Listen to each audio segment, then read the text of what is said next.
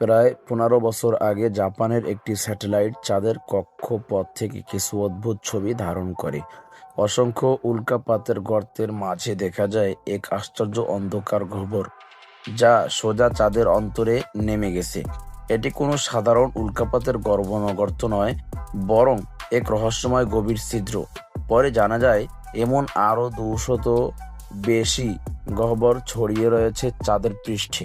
প্রতিটি গর্ত যেন চাঁদের ভেতরের এক গোপন জগতের প্রবেশদ্বার। এই আবিষ্কার বিশ্বজুড়ে বিজ্ঞানীদের মধ্যে তুমুল উত্তেজনা ছড়িয়ে দেয়, কারণ ধারণা করা হচ্ছে চাঁদের প্রাচীন অতীত এবং মানবজাতির ভবিষ্যৎ দুটিরই গুরুত্বপূর্ণ সূত্র লুকিয়ে থাকতে পারে এই অন্ধকার গহ্বরগুলোতে। চীনের নতুন চাঁদ অভিযান পরিকল্পনা। চীন সাম্প্রতিক বছরগুলোতে মহাকাশ প্রতিযোগিতায় শীর্ষ প্রতিদ্বন্দ্বী হিসেবে উঠে এসেছে। তাদের নিজস্ব স্পেস স্টেশন তিয়ানগং চালু হয়েছে, সফল চন্দ্রাভিযান চলছে।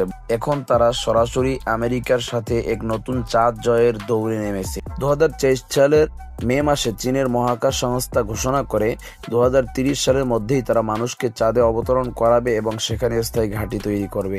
আশ্চর্যের বিষয় হলো, সম্ভাব্য অবতরণ স্থলের তালিকায় এই রহস্যময় গর্তগুলোর অঞ্চলও রয়েছে। কিন্তু কেন? কি এমন বিশেষত্ব আছে এই গহ্বরগুলোর মধ্যে? চাঁদের লাভা টিউব কোটি বছরের সৃষ্টি। দূর থেকে দেখলে এগুলো সাধারণ উল্কাপাতের গর্ত বলেই মনে হয়, কিন্তু বিজ্ঞানীরা ধারণ করেছে এগুলো আসলে কোটি কোটি বছর আগে চাঁদের আগ্নেয়গিরির অদ্ভুত পাতের ফলে তৈরি লাভা সুড়ঙ্গের লাভা টিউব, ধসে পড়া ছাদ।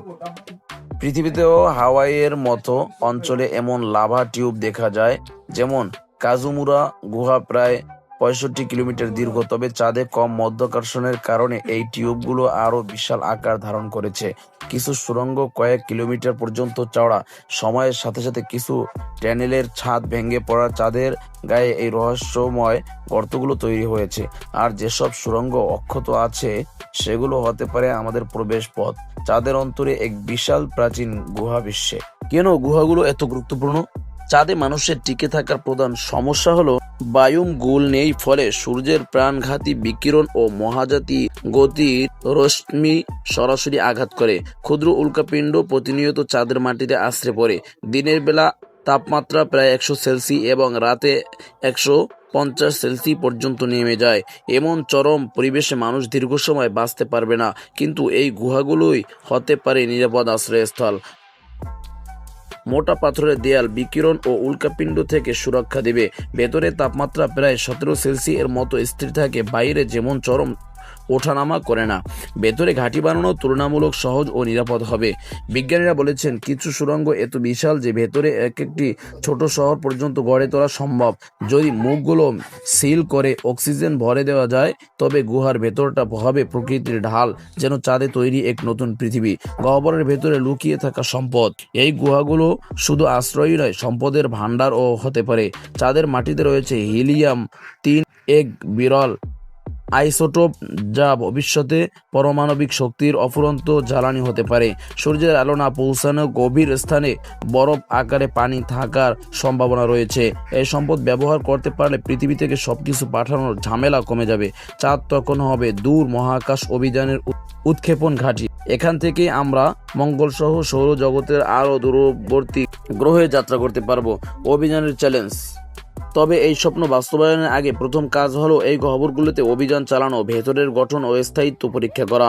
নাসা ও অন্যান্য সংস্থা ইতিমধ্যে বিশেষ রোবট তৈরি করেছে, যেগুলো গর্তের ভেতরে প্রবেশ করে ছবি তুলবে, 3D মানচিত্র তৈরি করবে এবং নিরাপত্তা যাচাই করবে। 1000 বছর আগে আমাদের পূর্বপুরুষরা পৃথিবী গুহায় আশ্রয় নিয়ে টিকেছিল, আর এখন আমরা হয়তো আবারও গুহার পথে ফিরছি। তবে এবার পৃথিবী নয়, চাঁদের বুকে। চাঁদের রহস্যময় এই লাভা গুহাগুলো হয়তো মানবজাতির আগামী দিনের নতুন আশ্রয় হয়ে উঠবে। এরকম রহস্যময় ভিডিও পেতে আমাদের সাথে থাকুন। লাইক, কমেন্ট ও শেয়ার করতে ভুলবেন না। ধন্যবাদ।